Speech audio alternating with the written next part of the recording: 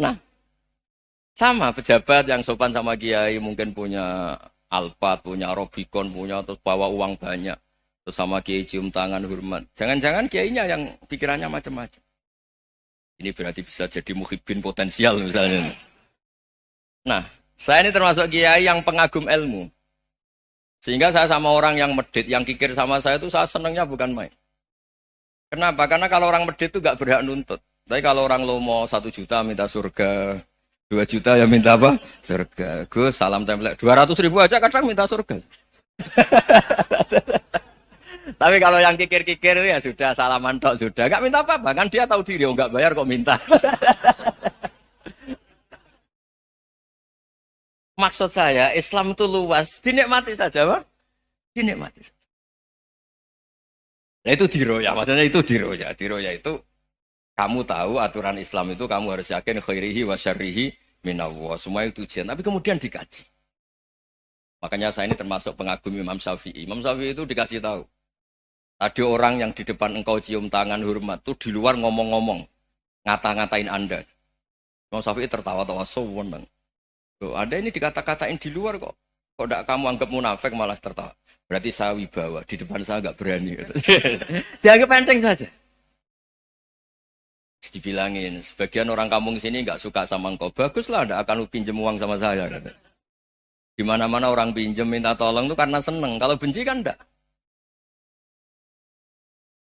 Intinya dianggap enteng saja. Yang terjadi di dunia itu semuanya dianggap enteng saja. Man asa ilaika fakot atlakoka. Yang berburuk sama kamu itu membebaskan kamu. Coba kalau akrab, titip. Ya misalnya akrab sama Pak Fajar. Bilangkan ke Pak Rektor, sangkap tuh jadi guru tetap atau apa, kan ribet. Kalau tidak cocok kan nggak minta apa-apa. Makanya hati-hati Pak Rektor sama yang akrab-akrab itu. Itu dulu saya juga nggak paham. Di antara wasiat Bapak yang sering diulang-ulang tuh itu. Suatu saat kamu jadi kiai, ngelola orang nggak seneng tuh gampang. Sudah, situ orang lain. Tapi kalau ngelola orang nggak orang seneng tuh repot. Mintanya aneh-aneh. 100.000 aja minta surga. Hanya teman tenis saja minta naik jabatan. Intinya itu ya sudahlah dikelola. Yang seneng ya berkah, mungkin teman berjuang, teman diskusi. Yang nggak seneng ya berkah, karena ini tidak minta macam-macam, enggak seneng. Nah itu namanya diroya. Diroya itu satu kajian keilmuan yang menjadikan kita ini nyaman dengan riwayat-riwayat panduan-panduan dari Rasulullah Shallallahu Alaihi Wasallam kayak tadi. Kenapa sih tentang baik sama tetangga, baik sama tamu? Hitung-hitungannya itu mangkana yu'minu billahi wal yaumil.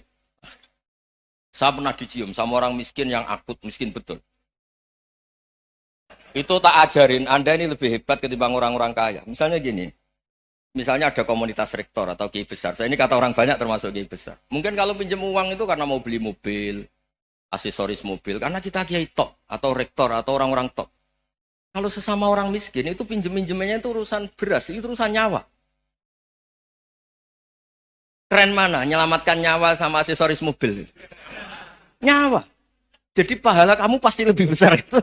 Itu senengnya jadi orang miskin terus keterusan sampai sekarang. Itu. Lo coba kalau menteri sama menteri, rektor sama rektor, kira-kira pinjamannya apa Pak Arso? Kan kalau mau beli mobil atau mau umroh VIP, pokoknya yang keren-keren. Kalau orang miskin pinjam karena apa? Makan kan? Beras kan? Makanya kalau yang sedang miskin monggo lah kalau ingin teruskan. Maksud saya Islam itu seenak itu. Islam itu segampang itu. Sudahlah yang sedang miskin ya keren. Karena sekali sosial itu urusannya apa? Nyawa. Tapi kalau miskin semua ya Indonesia bisa tutup kan. Ya sudah yang kaya-kaya itu saya menyelamatkan Indonesia karena bayar pajak yang menjadikan Indonesia berjalan. Tapi ya dipakai yang benar. Nah, begitu seterusnya. Ada kiai miskin cerita ke kita. Gus, enak jenengan alim, terus punya santri banyak, bisa ngajar di mana-mana. Saya bilang, hebat kamu. Dia hidup di daerah tertinggal. Itu yang diajarkan kan hanya tauhid. Kan nggak mungkin desa tertinggal baca fikih perbandingan madhab. Kan nggak mungkin. Kalau yang kayak Pak Fajar, Pak Sadali kan nggak mungkin. Fikih perbandingan apa? Madhab. Menyorot madhab dunia. Gaya engke-engke itu kan nggak mungkin. Tapi pertanyaannya, yang menyelamatkan masuk surga itu tauhid apa perbandingan mazhab? Tauhid. Ini hanya mengajarkan fardu kifayah, sunat-sunat. Ini Anda mengajarkan fardu ain. Surganya dulu kamu. Oh terus senangnya jadi kayak gitu.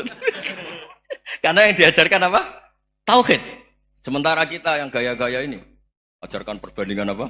Mazhab, studi banding ke Al-Azhar kemana-mana. Ini enggak, tauhid. Dari orang nyembah pohon jadi nyembah Allah Ta'ala. Keren ya? Keren. Jadi terus gigi sama saya senangnya bukan karena tak bela. Tapi ada yang agak kurang ajar tanya saya. Kalau itu hebat kenapa Gus gak mau jadi kayak gitu? Waduh. Wah ya repot kalau pertanyaan. Terus tak jawab, kalau saya jadi kayak gitu, kamu ngangsu ilmu dari mana coba? Ya dari jenengan, ya kalau sama gobloknya ada bisa. Ya sudah, Gus aja yang jadi kayak besar. Maksud saya, ya sudahlah kita begini seperti yang saya ajarkan di sini, saya sarankan. Supaya orang itu tahu. Ini namanya diroyah, apa? Makanya kata Imam Ghazali itu kalau kamu ingin sopan gampang melihat anak kecil, wa aqallu minni dzamban, dia dosanya lebih kecil. Karena masih kecil kan, tentu secara dosa enggak banyak. Kalau melihat orang yang tua, wa aktsaru minni ibadatan, dia tentu ibadahnya lebih banyak karena umurnya lebih banyak. Sehingga terus semua orang lain tuh di depan kita itu hebat. Ya semua orang lain sama misalnya Pak ini rektor, Pak Fathul Wahid rektor. Tanggung jawabnya lebih banyak, berarti pahalanya lebih banyak.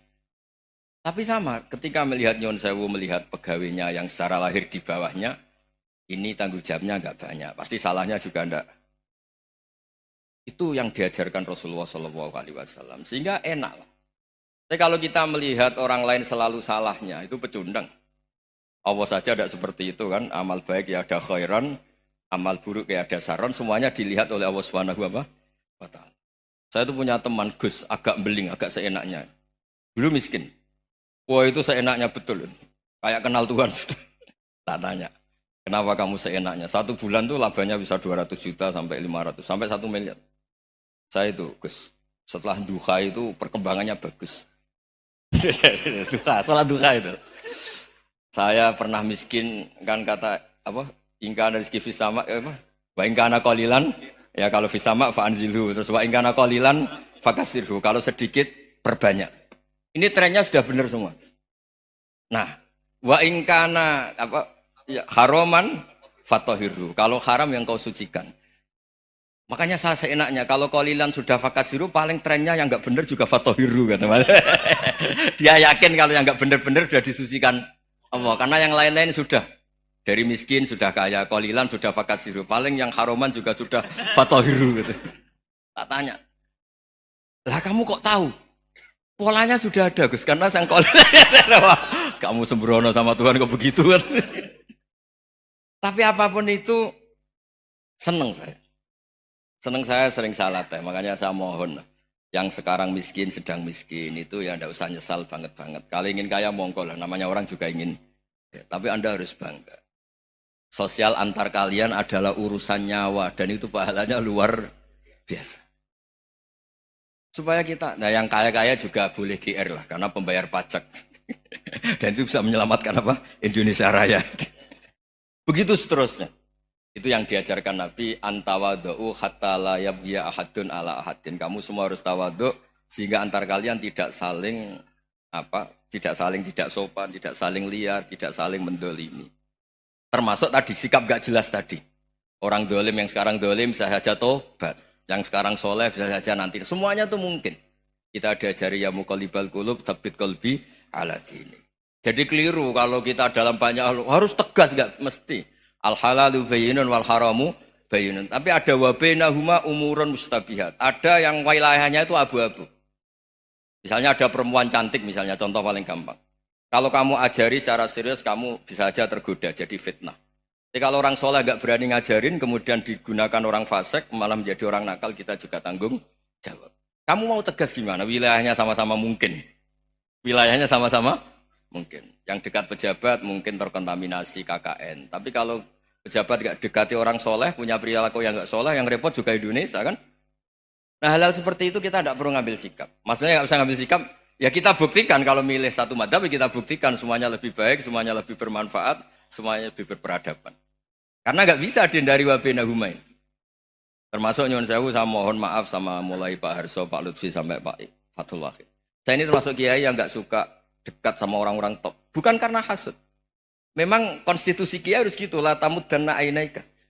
Kenal orang lebih tinggi itu kan resiko. Misalnya saya kiai desa, mungkin punya keri tua sudah seneng, punya kijang tua sudah seneng. Gara-gara kenal Pak Wahid naik Camry, waduh kok saya kalah itu. Kenal orang itu kan resiko. Mungkin dosen-dosen sini kalau kenal saya di Rembang juga resiko. Di sini gak ada cium tangan, melihat saya dosen, wah gak enak jadi dosen. Jadi memang harus dibatasin. Sekiranya mungkin orang itu, karena latamud dan nanawa, ainaika ilham. Kamu jangan sering melihat orang lain yang mungkin secara lahir dapat nikmat yang lebih tinggi timbang Anda. Kalau kamu gak bisa ngelola hati Anda bisa hasut, Anda bisa dengki.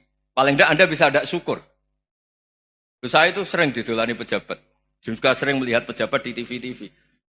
Naik mobil aja ada yang naikkan. Bahkan kalau wudhu itu anduk aja ada yang bawa. Itu kalau yang nggak kuat, weh naik jadi pejabat. Ya makanya terus konstitusi kiai itu mengatur, sudahlah. Mata kamu itu kamu batasin.